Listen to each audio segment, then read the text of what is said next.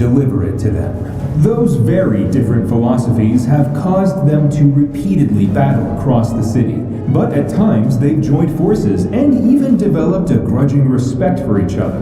We'll answer all those questions and more. This is Marvel Recap, Spider-Man and Punisher, with a special shout out to the official handbook of the Marvel Universe research team for their help.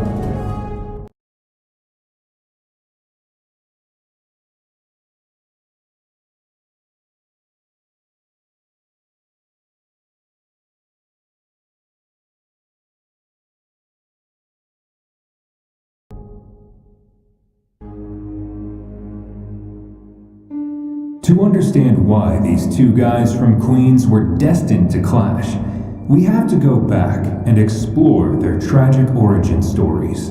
Now, if you don't know Spidey's origin story, wait, how is that possible? Basically, after being bitten by a radioactive spider, nerdy Peter Parker became Spider-Man. But a selfish decision to not stop a robber led to the death of his Uncle Ben. While he was able to later capture that criminal, he also learned a lesson, that with great power must also come great, well, you know the line. Frank Castle's origin also involved a family loss, only with a very different outcome. You see, after returning home from active service in the military, Frank took his wife and kids for a picnic in Central Park.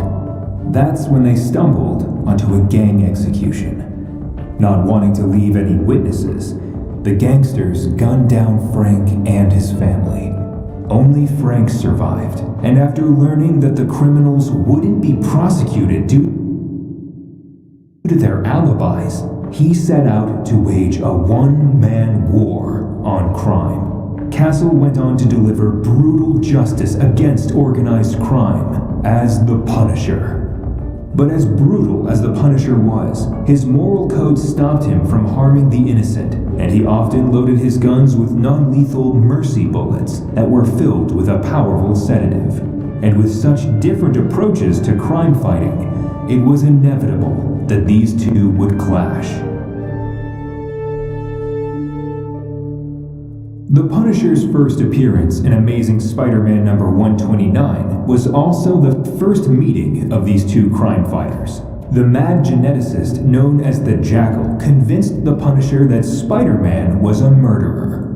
The Punisher ambushed Spidey on a rooftop, but the Jackal intervened, sending Spider-Man tumbling over the edge. Of course, he survived, but the Punisher was furious with the Jackal as he didn't want to become a common murderer by letting a man fall to his death.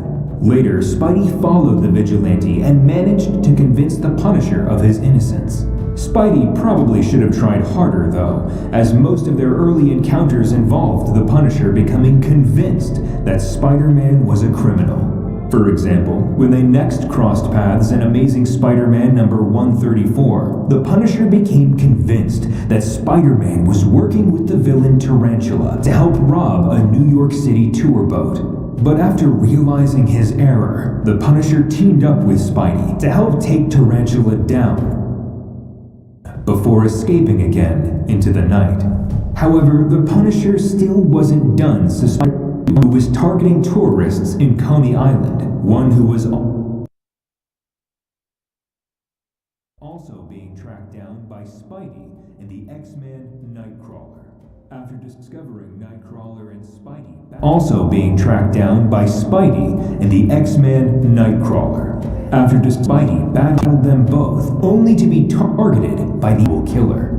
The trio later cornered the culprit, who turned out to be a then-nameless minor thug that the Punisher had previously disfigured by throwing him through a window. The Punisher couldn't even remember who he was. That thug would become Jigsaw, one of the Punisher's longest-running foes. While Spidey clearly wasn't a fan of the Punisher, he hadn't really come face-to-face with the brutality of the Punisher's methods. That changed in Giant-Size Spider-Man number 4, when the two traveled to South America to stop the weapons dealer Moses Magnum, who was peddling a toxic, flesh-melting gas.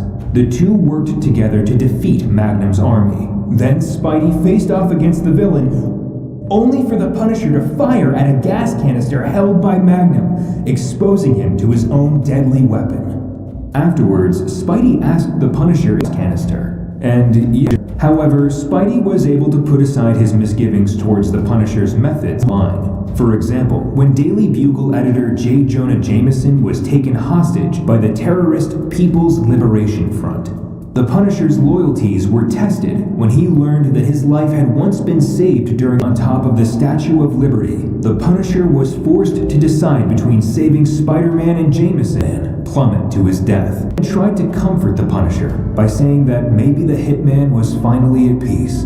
The Punisher hoped Spidey was and that the war was finally over for the Hitman to save him instead of his old army buddy. He didn't feel the same way about Peter Parker. While investigating the death of an old friend at the hands of crime boss Lorenzo Goons, the Punisher broke into Parker's apartment and confronted him at gunpoint about work. Parker was able to convince the Punisher that he had a deal with Spider-Man to take pictures of his crime fighting. Parker pretended to get a message to Spider-Man, and then he teamed up with the Punisher Jacoby, only for the drug dealer to get run down by a car driven by one of his own fleeing men. Punisher that would understand that granting mercy to scum. Spidey's growing distrust of the Punisher came to a head, which led them to Dr. Octopus's plan to poison the Daily Bugle's ink supply. When the Punisher became contaminated by who cured him and left him for the police. Spidey went on to defeat Doc Ock, and when the Punisher was captured by the cops, he was fine with going to jail. After all, there are lots of criminals there. One of those criminals happened to be Jigsaw, who took the opportunity to poison Frank's food, slowly driving him mad. Under the poison's influence, the Punisher conned Boomerang into a jailbreak and then went on a killing spree, taking the lives of even minor criminals. The Punisher was arrested again and put on trial, which Spidey attended as Peter Parker. When Punisher was sentenced to a mental institution, he snapped and, still under the influence of Jigsaw's drugs, declared that the state was insane. Criminals go free. Frank's lawyer explained that he wasn't going to prison, but to a hospital. They think society's being run correctly, and you can't reason with crazy people. As Frank was escorted out of the courtroom, Peter was left wondering whether what happened to the Punisher would ever happen to Spider-Man. Eventually, the drugs wore off, and Frank was transferred to Rikers Island prison, where he took his revenge on Jigsaw before the warden let him escape to continue his war on crime. And when a gang war broke out, the Punisher decided to end it by blowing up a meeting of gang leaders. Spider-Man stopped him, saving the lives of all those gangsters. Spidey tried to capture him, only to find that the Punisher had rigged himself with knockout gas, and the Punisher escaped into the night to continue his war on crime. We've been focusing on Spidey's growing anger towards the Punisher's killings, but what did the Punisher think of Spidey?